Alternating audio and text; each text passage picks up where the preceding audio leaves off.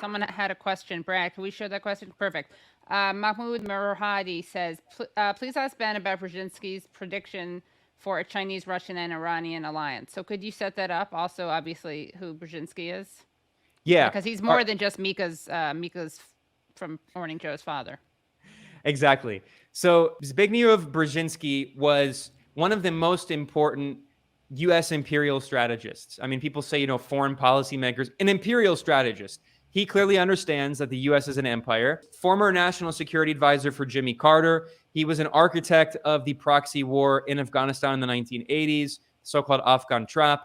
Of course, I mentioned earlier the Mujahideen. That was his brainchild. In 1997, he wrote this book called The Grand Chessboard. And he says very clearly in the book that the goal of this book is to maintain U.S. hegemony around the world, to maintain the U.S. status as the lone superpower on the planet. So that would be this concept of unipolarity. In the 1990s, the U.S. empire was completely unipolar. Russia, the Soviet Union was overthrown. Russia was like being devastated by these neoliberal policies. Boris Yeltsin was like this alcoholic U.S. puppet who like barely could be functioning.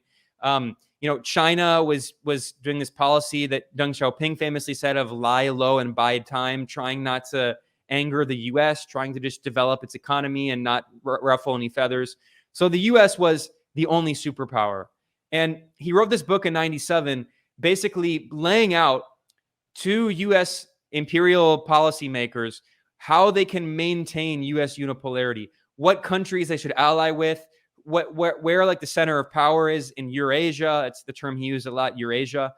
Because if you look at a map, Europe and Asia are combined, right? It's all Eurasia.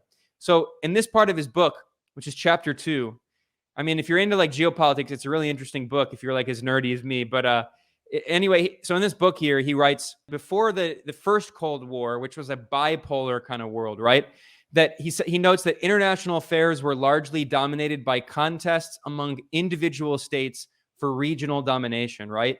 And this is kind of what we're going to back to seeing.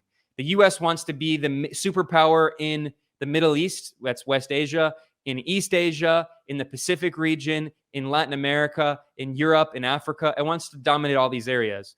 So he says that the United States may have to determine how to cope with regional coalitions that seek to push America out of Eurasia, thereby threatening America's status as a global power. So one of those examples now would be the Shanghai Cooperation Organization.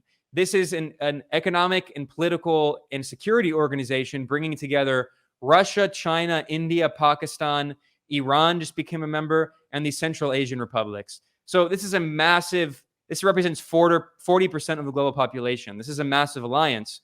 So that would be something that would be challenging this kind of U.S. unipolarity that he's talking about. It's one of those regional organizations. So he warns about certain kinds of regional blocs that the U.S. should try to prevent. And he says the most dangerous scenario would be a grand coalition of China, Russia, and perhaps Iran, an anti-hegemonic coalition united not by ideology, but complementary grievances. So he wrote this 25 years ago. And of course, this is exactly what happened. And what's funny in the book is he says, we have to prevent this anti-hegemonic coalition, he calls it. And he says, that means that U.S. policymakers, they have to be careful not to anger and isolate both Iran and China at the same time, which is exactly what the U.S. did. And that's why actually Obama had the Iran nuclear deal. The idea was to try to normalize relations with Iran, to try to be able to divide Iran from Russia and China, to take on Russia and China, and especially China. This goes back to 2009 when Hillary Clinton came into the State Department. She declared the pivot to Asia. And actually, if you remember, at the beginning of the first Obama term, Hillary Clinton met with Russian Foreign Minister Sergei Lavrov with a red button. And the idea was we're going to reset relations.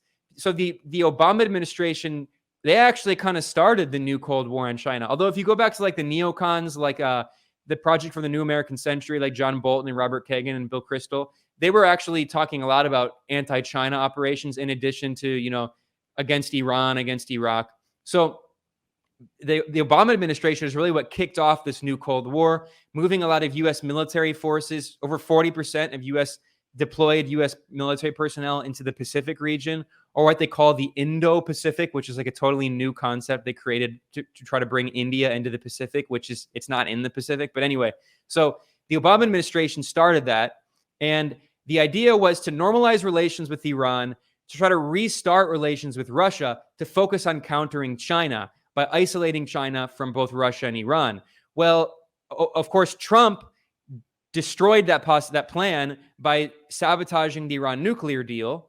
And that means that pushed Iran closer to Russia and China. And then, of course, Russiagate prevented the Steve Bannon strategy. Steve Bannon said very clearly that the Trump administration wanted to improve relations with Russia in order to wage the new Cold War on China, to try to put like a split in between this growing China-Russia alliance. So Russiagate, which was led by Democrats and the CIA and media, that actually, ironically, was one of the main reasons that prevented the U.S. from improving its relations with Russia, along with the coup in Ukraine in 2014. And then now, with the sanctions on Iran and the new president in Iran, Ibrahim Raisi, who's not at all interested in supporting the West, like he's much more looking to the east and to the north. So basically, what we've seen is a firm China-Russia-Iran alliance, which is exactly what Brzezinski warned against 25 years ago. It's really incredible.